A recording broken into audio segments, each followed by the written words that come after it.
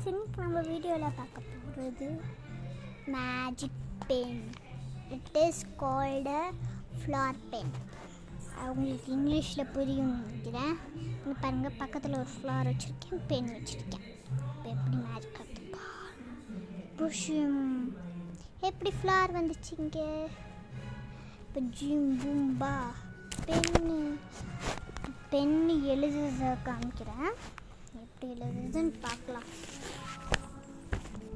இங்கே பாருங்க, இப்போ வீடியோவில் தெரியும்.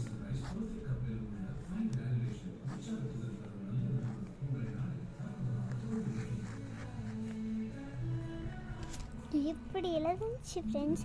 இந்த பென் வேணும்னா என்ன பண்ணலாம், நீங்கள் என்னது ஒரு பிடம்நேரி பக்கத்தில் இருக்கும்.